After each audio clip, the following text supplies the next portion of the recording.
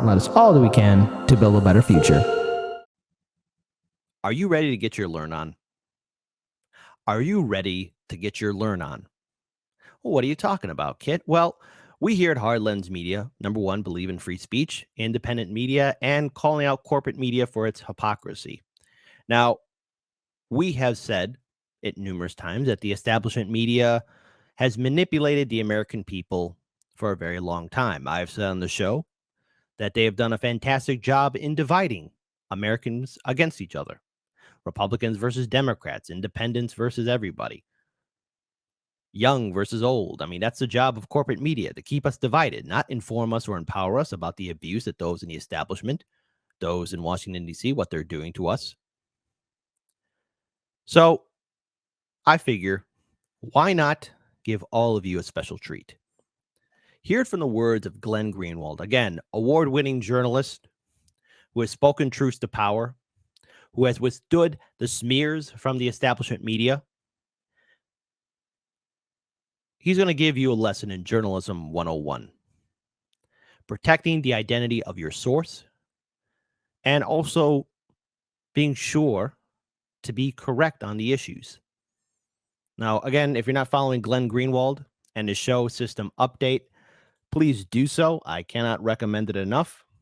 He speaks truth to power, so check it out. Let's go check it out. There was never any government analysis, as ABC News ended up admitting, that detected the presence of bentonite. It was a totally false story from the start. The sources who went to ABC News and told ABC News that bentonite was detected in government analysis completely lied. If you go to journalism school or read journalistic ethics books, one of the things you will read is that the only taboo in journalism is revealing who your sources are if you promise them anonymity. Now, you may remember during Russiagate, that was supposed to be a sacred principle, so sacred, in fact, that Americans are supposed to go to jail. American journalists are supposed to go to jail in order to not reveal their sources, even if you're ordered by a court to reveal it. And American journalists have gone to prison before by defying court orders. That's how sacred this principle is. During Russiagate, a obviously unwell blogger named Marcy Wheeler had promised anonymity to a source of hers, but she became convinced, because she's unwell, that this source was some sort of smoking gun, some critical part proving collusion between Trump and Russia in 20. Which has since then, again, Russiagate has been proven to be false news, fake news. Hey, BBC Verify, are you going to verify that? No, probably not. 2016, and without even being asked to do so, let alone subpoenaed or ordered to turn over the identity of her secret source, she begged the Mueller team and the FBI to give her a few minutes. She fantasized that she was part of the Mueller team, that she had in her hands the smoking gun proof of collusion, and she on her own voluntarily went to snitch on her own source to whom she had promised anonymity. The greatest taboo in all of journalism, and American journalists applauded her. People like Margaret Sullivan, the then media reporter for the Washington Post, CNN, wrote articles glorifying what this woman had done, this obviously unhinged woman. Now, it turns out she snitched on her source. He wasn't even mentioned by the Mueller report. He had no involvement in any of this. It was all a sick fantasy that she had concocted in her head. And just to add on to this, and I will keep my pausing to a minimum, but when it comes down to Trump ascending to the presidency in 2016 and corporate media and the DNC continuing on, promoting Russiagate, what it caused was people to lose their ability to think critically. And I know we've jokingly said Trump derangement syndrome, but with Trump being in the White House, it shattered a lot of, fragile and unwell people who then imagined themselves as a resistance fighter, as a fighter of liberty and freedom. I've said this before on the show. Donald Trump gave a lot of people who are in the establishment media, perhaps maybe not of a higher echelon or the social justice warrior industrial complex, to make their lives relevant. See, Trump gave them something to live for, to be part of. They want to be part of that historic movement and be talked about in documentary series that this person did this and resisted Trump and America was saved from fascism. But in all reality, Trump is not the threat to our democracy. Yeah, he's a scumbag. I view all politicians as scumbags. All of them. All politicians are scumbags. However, Trump is not the worst of them. Here's something that will probably give PTSD to the vote blue no matter who crowd and probably keep them up at night. But there are people in positions of power that are far, far, far worse and far more evil than Donald Trump. See, it's easy to find the bad guy in the shadows twirling their mustache. Sometimes the greatest of evil can hide in the light. She wanted to be part of the Mueller team. And so they applauded her. The American media applauded somebody who voluntarily, without being asked, let alone subpoenaed, turned over her own source. And to this day, she's like a favorite of the dead-end investigators. But usually that had always been a very sacred ethical precept is you don't ever reveal the identity of your sources to whom you prove anonymity, except in one case, when it not only becomes permissible, but required, ethically obligatory, to reveal the identity of your anonymous sources. And that's when they deliberately lie to you. When they use you to disseminate to the public lies that they know are lies at the time. And there is no question that the 3 or 4 high-level sources that Brian Ross claimed went to him to tell him that government tests had detected bentonite deliberately lied to him as a way of trying to get the American public to blame Saddam Hussein in Iraq for the anthrax attacks, because those are the very people in the government who were so eager long before 9/11 to invade Iraq. And I spent 2 years badgering ABC and Brian Ross about this. How is it that you can continue to protect the identity of these high-level government officials who, on one of the most crucial issues of our time, lied to ABC News and all these other sources? You had Joe Lieberman and John McCain and The Guardian, and then finally George Bush through David Frum's speech writing, disseminating the same lie that led to the Iraq War. How can you possibly protect the identity of these people? ABC finally, as a result of that badgering, admitted the stories were false, admitted there was never any government test that revealed the presence of bentonite, and they finally retracted them. But to this day, they refuse to reveal their own sources who lied to them. High-level government sources. That's the reason people in the CIA and the FBI and Homeland Security and the FBI know that they can lie to the media on purpose without any accountability, because they do so while hiding behind a shield of anonymity. So even if you know they lied, the media will protect these liars, people who are deceiving the public on purpose through the use of their media platforms. Even though it is journalistic ethics 101 that you not only have the right, but the duty to expose sources who do that. They never do, because they don't want to lose their sources. Even if they know that those sources are feeding them false information, it's still at least somebody giving them stories. Again, that's where we're at. I want to pull up another video here too. And I wanted Glenn Greenwald to speak and share that with all of you, because the media currently, as it stands, is designed in a way to promote the establishment talking point and not do their due diligence to protect their sources. We saw recently how the media was assisting the government to hunt down the whistleblower that was giving out current government information. That was a leaker.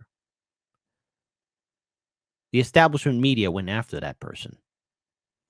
I mean, there's a whole list, a long list of the numerous times CNN, MSNBC, ABC, CBS, Fox News have done their job to help promote and upkeep the establishment narrative.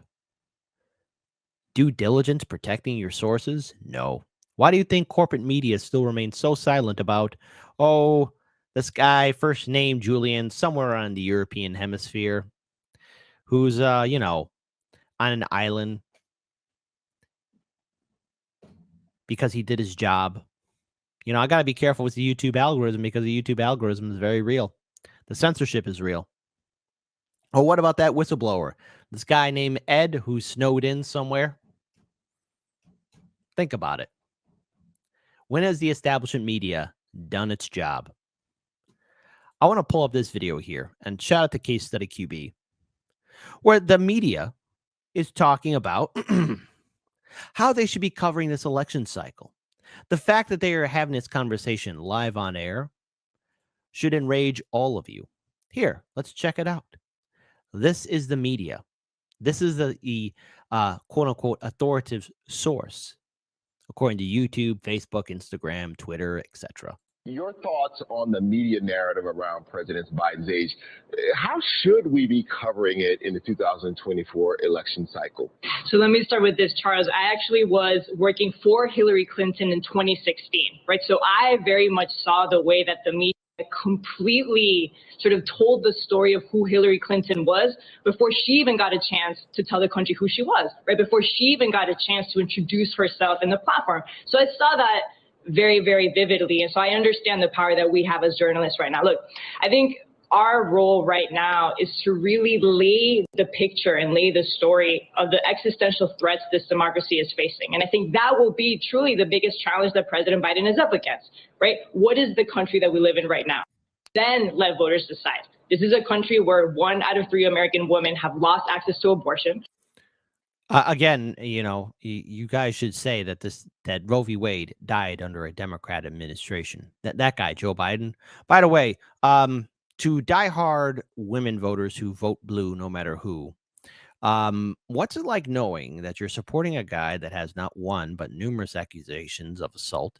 What's it like supporting a candidate, or not candidate, well, current president, who even during his time in the Senate, the early days of his political career, was against a woman's right to choose? I mean, Joe Biden's been on the wrong side of history, but I get it. Donald Trump triggers a lot of people. So turning off your brain and not being able to think critically for yourself, hey, all right. You want to vote blue? Fine.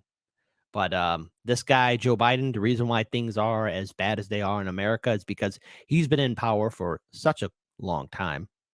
Him and his fantastic friends in the Senate and House help implement this neoliberal nightmare that we're living in. Vote blue, no matter who.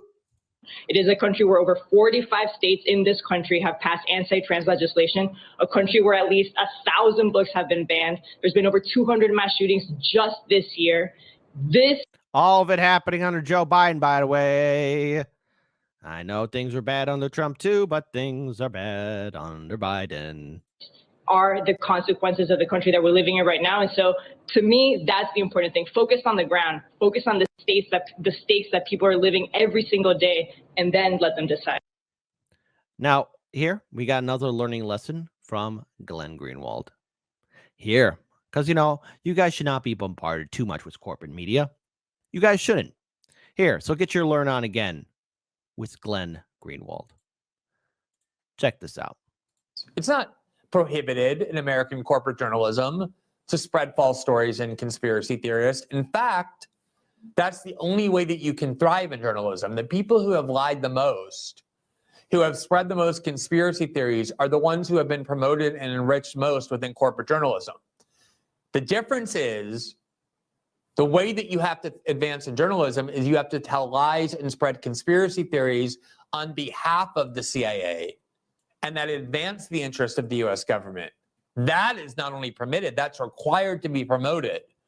What you can't do, the thing that Hirsch did that got him expelled from journalism, is he spread what are called conspiracy theories that are against the narrative of the U.S. security state, that undermine U.S. foreign policy, and that's the only thing that's prohibited. That's what gets you kicked out of journalism. As long as the conspiracy theories you're affirming and the false stories you're publishing are aligned with what the CIA says and what the Pentagon says and what the entire rest of the corporate media says, you're fine.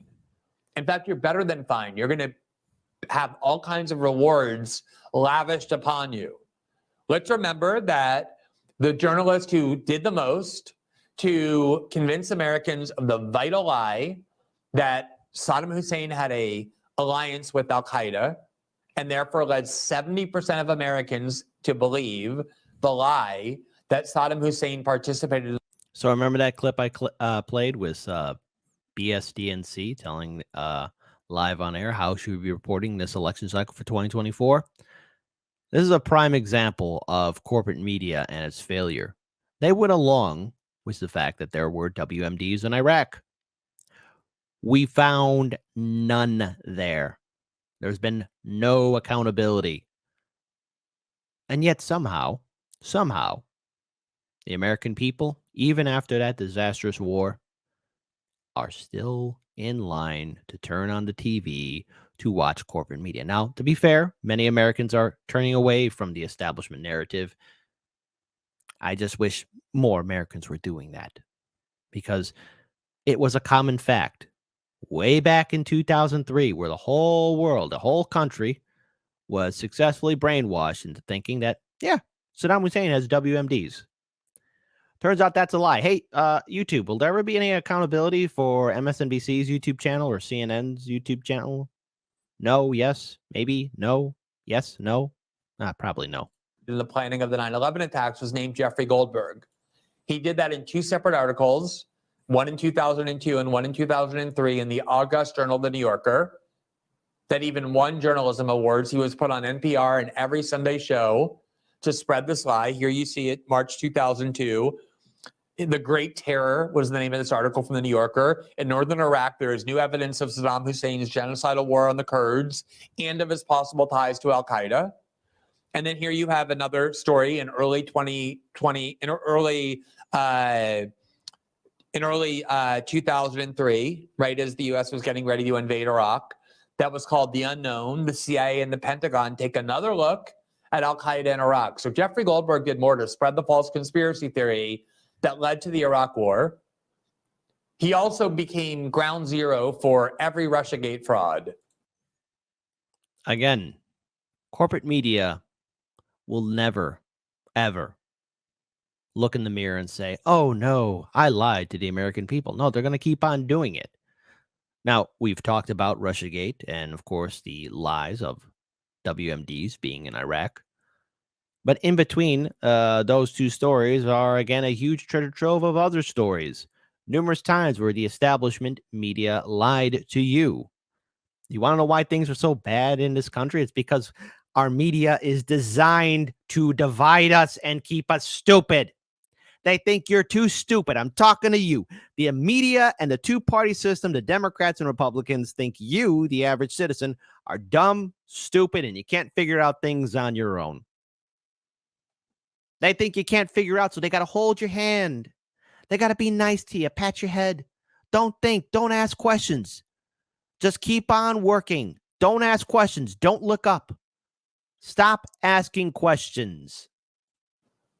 And of course, Jeffrey Goldberg is not expelled from the mainstream media. He's not writing at Substack. He is the editor-in-chief of The Atlantic. He was rewarded with that position as a result of the lying he did on behalf of the U.S. security state. That's the key difference. Not journalists who spread conspiracy theories and journalists who don't. It's journalists who spread conspiracy theories that the CIA wants them to spread. Those get promoted. And then there's the journalists who question the conspiracy theories of the CIA. Those get destroyed. Now, I think it's also important for every one of us to be very self-aware of how dangerous this media landscape is, because corporate media is designed to control and make up a narrative. Now, I played this video on yesterday's show, but I think it's fundamentally important that I play it again for this segment so all of you are aware. I'm urging all of you to be careful on social media. All right. Yes, the internet can be a lot of fun, but corporate media, especially the BBC, are going to be doing everything they can to kind of sniff around and create a story, create a narrative. This right here, this video is gold. It's gold because the establishment media just gave away the secret sauce. Now, we already knew it. But I need all of you to keep your heads on a swivel, whether you're in the United Kingdom, Canada, the United States, wherever. Keep your heads on a swivel. Here, they give away the secret sauce. Learn about it through BBC Verify and what exactly they're going to be doing. Because if BBC Verify is doing this, so is CNN and MSNBC, ABC, CBS, the New York Times, etc., etc., etc. Welcome to BBC Verify. Like you said, we are a team of investigative journalists here at the BBC. We are also a new brand, and we are a physical location above the newsroom in London. And the point of the team, as you said, is to verify video, to fact check, to counter disinformation, and to analyze really complex stories so we can get to the truth of what's going on. Because the media would never lie to you. Stop asking questions, lovelies. Why does this matter? Well, mistruths can cause really serious harm to society and to the people in them. Like Russiagate. Like saying that there were WMDs in Iraq. Hunter Biden's laptop story isn't real. There were no election fraud in the 2016 and 2020 Democratic primaries. I know. And so we want to show you our workings and really help you understand how we get to the bottom of what's happening. And I'm going to give you a bit of a flavor of the kind of work that the team are doing. So we're able to look at maps to geolocate freaking do situations, stuff that's going on. And this is just a map of central London where we are now. And this is New Broadcasting House, where I'm speaking to you from. And it's not so important perhaps for the centre of London, but it is when we're analysing war zones or what's happening in hard to reach places. And there's a story on. I also want to acknowledge a YouTube super chat from Deconstructing Topics, who wrote, "Great show as always. Thank you. Be more wary of mainstream media in 2024. This video, Deconstructing Topics, I hope you're paying attention. I hope every one of you are paying attention because they give away the secret sauce." Continuing on, I'm waiting for that story that will be used to help the establishment and keep Biden in office. Oh, God. Yeah. I hear you. On the BBC website today, it's looking at Russian fortifications on the front lines in Ukraine, and you can read more about it there. And there are other ways that we also are able to interrogate what's going on, including on social media. I have some undercover accounts that I've set up. Whoa! Undercover accounts. Gee, BBC, are you going to protect your sources, or are your undercover accounts going to be used, or all of you going to be using your undercover accounts and not know it? Perhaps maybe you could speak into another undercover account and use that as a source. Who's your source? The source is me, myself, and I. You see that right there? Look, it's Brittany, populist right, 50 years old, school secretary, recently divorced, 3 children from Houston, Texas. Big shout out to the people in Texas. Keep an eye out for Brittany. Now, if your name is Brittany and you are in Texas and you're not a fake catfish person, you got to have a name tag. I do not work for the BBC. There you go. Hold on, in case you missed it or just tuning in right now. Here's the secret sauce. Because if the BBC is doing it, and I hope you're paying attention, so is the rest of corporate media. Remember those 2 videos I played with Glenn Greenwald, giving a learning lesson to all of you about the lack of journalistic ethics in America, for example? But it's a global issue too. A global issue. You can read more about it there. And there are other ways that we also are able to interrogate what's going on, including on social media. I have some undercover accounts that I've set up for the BBC's Americast podcast. And we use these kinds of undercover accounts. And these are the characters that the accounts are. There's an Emma person. There's Gabriella. To be able to really understand. Stress sideliner. 44 years old, apolitical, a nanny, married with 3 children, and she's from Miami, Florida. Oh, my goodness. Oh, she's a stress sideliner, giving away that secret sauce, that blue, cocky flavor.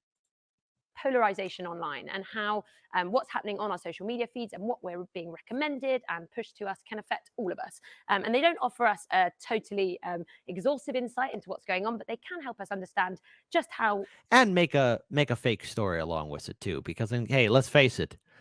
Live in that expensive flat in London, it's not cheap. Expensive flats in London don't buy themselves, you know. Social media works. And then there's also investigating other mistruths and the real world harm they can cause. At the moment, I'm investigating the UK's conspiracy. Now look at that. Hold on. Again.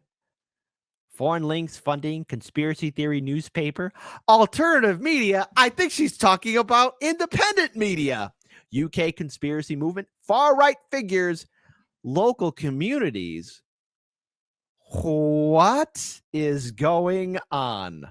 Conspiracy theory movement. I'm trying to understand more about how it's evolved and intensified since the pandemic here in the UK. I'm looking at the alternative media that finds itself at the heart of this movement. And alternative media. So we're at the heart of the movement. So to our UK audience, you really need to keep your heads on a swivel. All right. The BBC's doing this. I wish you guys much success. And some of you brave individuals to eventually take down BBC Verify. Because what they're doing, it should disgust you. And a conspiracy theory newspaper that's a part of that as well. I'm looking at the way that alternative media is funded. I'm looking at its impact. How it's funded. Oh my goodness.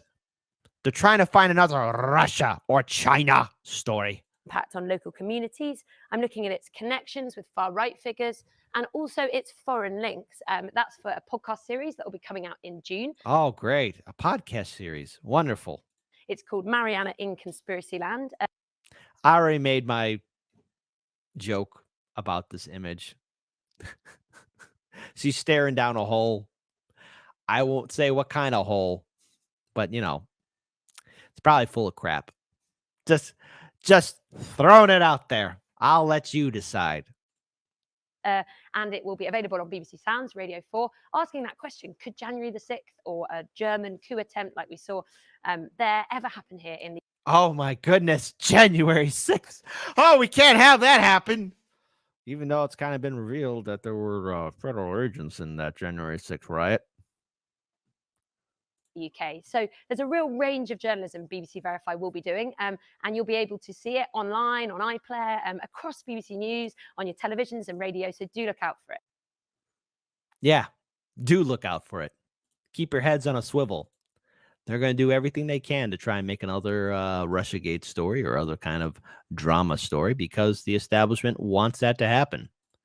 The establishment wants to keep you stupid. The establishment wants to keep you under its foot. Are you not scared? Are you not worried yet? Because you should be. So, again, huge shout out to Glenn Greenwald. I hope all of you were paying attention to those first two videos that were being played. He's calling out a real problem with corporate media. And the fact is, with that final video from BBC Verify, let's have democracy in the chat. A type 1 if you think our corporate media, my goodness, is doing the exact same thing. They're doing that. They're doing that. They're doing the exact same thing BBC Verify is doing. Spying in, creating fake profiles, trying to stir up some drama for some clicks and views. A type 2 for, no, Kit, I trust American corporate media. They're going to do the right thing. I trust them. I trust them with all my heart. I'm willing to see. I'm waiting to see what everyone's thoughts are in the comment section below.